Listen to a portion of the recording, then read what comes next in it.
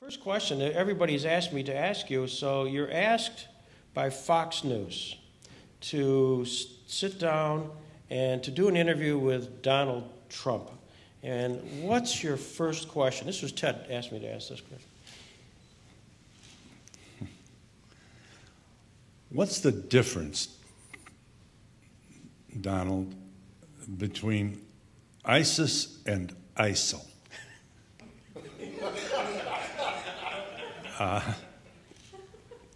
And what's the geography of this so that I can understand it? We're not getting much detail from the Donald. I had him on my program a long time ago. And I remember from his memoir, it must have been, I don't think it was The Art of the Deal, I think it was before that book. His father built affordable housing units in Cincinnati, multiple dwellings, large buildings. And, you know, it's getting tough for me to remember where I parked my car, so I'm having trouble remembering exactly. But I do recall his father used to go around the work site at the end of every day and pick up scraps of wood as a demonstration, I guess, to his young son, Donald, of the importance of being frugal and maximizing your product for maximum efficiency and profit. And he was very proud to acknowledge that that is where he picked up his inside knowledge of business and making the customer happy and being efficient. You were in the business, of shock journalism. That's a term somebody else used, you didn't. And kind of raising the consciousness level, the conversation level. Is Trump in a bizarre way, this is not a Trump interview, but is Trump in a kind of a bizarre way using that sort of concept today just for issue orientation? I don't know if he's that calculated. I think this is his natural. If he's criticized, he responds like a killer. I mean, he really pummels anyone who would dare to suggest he's not perfect. I think he benefits also from the grayness of the presidential campaign in many ways. I mean, except for Carly Fiorina, he's like the woman who jumps out of a cake and is surrounded by a bunch of men in gray suits. He benefits from the duration of this campaign, which is making people's eyes glaze over. The speeches are pretty routine. I mean, I'm afraid that boredom is the #1 feature of this. There's only so much of this you can take. I mean, everybody who's running was born in a log cabin that they built themselves. And, you know, after a while, you start getting a little droopy. And he benefits from his language, his appearance. He appears not to care about political correctness, and people love that at a time when everybody else is God bless this, God bless that, God bless my dog and my cat. Yeah. Well, after a while, you know, you begin to wonder how sincere they are. And here comes Donald breaking all those rules. He's the best thing that has happened to cable TV. Oh, absolutely. Do you miss cable TV? Do you miss television? Do you miss it, Phil? Well, I don't miss the everyday of it, you know, getting the tie and a clean shirt and, you know, making sure that my pants don't look like an accordion.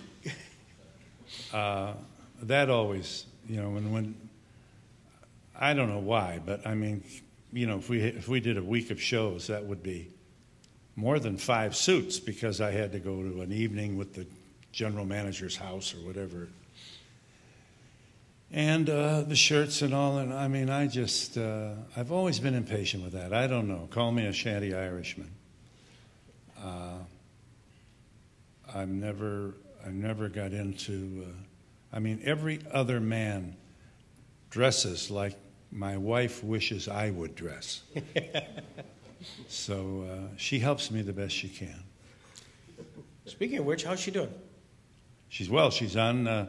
She's in a play off Broadway, going to open next month, and it's very funny. I'm pleased to recommend it to your attention. It's called Clever Little Lies, and it's written by Joe DiPietro, who's a very clever guy, and I think you'll like it. It's very funny, and it's not War and Peace. You know, you get to go to dinner after the show.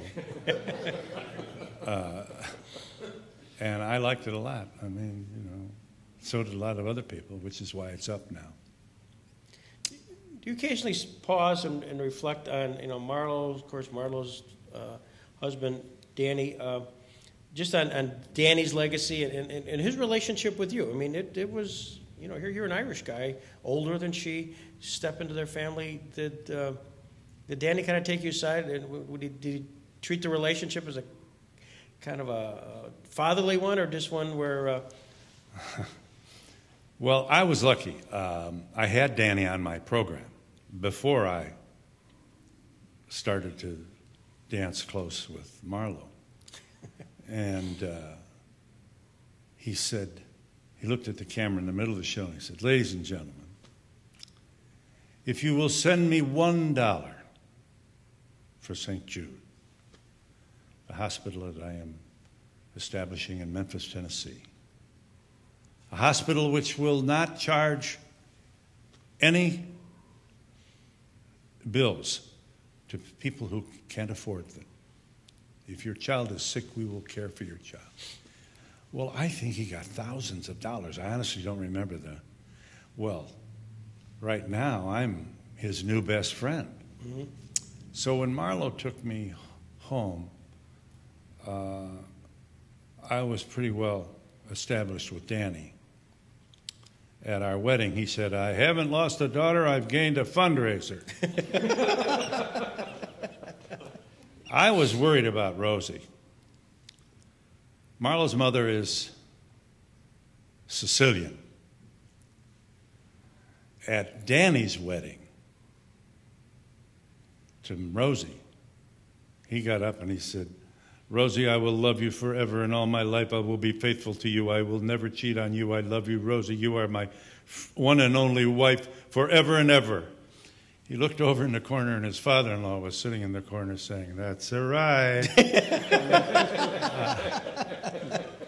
So and I was concerned about Rosie. I mean, I had nightmares. You know, she was sitting here watching me on TV, and looking over at Danny saying, "She's going to marry this guy?" And that wasn't what happened. She really we got along very well. And the Irish and the Italians, you know, I was not allowed to play with Italians when I was a child. My grandmother would not, you know, and I gave a speech once about how, you know, you're prejudiced and you don't even know it. It's like cancer. You know, you don't always know you have a bias. And my grandmother said, "There was no prejudice in our neighborhood. Where did you get this idea?" I said, "Grandma, who were the guineas?" She said, "The Italians." So it's the world I came out of. But I got lucky with both Rosie and Danny. I escaped any problem. I'm surprised for you to talk about Tennyson being one of your close college roommates when I thought Ted Wolfe was the closest you had going for you there at Notre Dame. Ted's our Renaissance man. Ted Wolfe had Picasso's 3 musicians on the wall of his room in his freshman dorm. in 1953. And we laughed at him. That's how much culture we had. You know, what the hell is this? We didn't. And now he's one of the world's leading amateur astronomers, along with the Coles, who are all residents here in the Chautauqua neighborhood.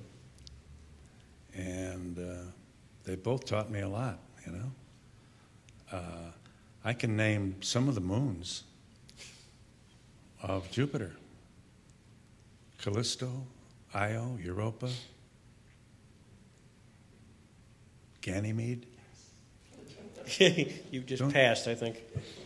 Don't you people know anything? I mean, these are astronomy. I didn't take astronomy in school. You know, I'm not sure we knew how many planets there were. You know, especially grammar school, you know. Who made me, sister? God made you. Sit down. You know, we weren't encouraged to, you know, wonder, you know. Science was a leaf in a dictionary, you know. Something about chlorophyll.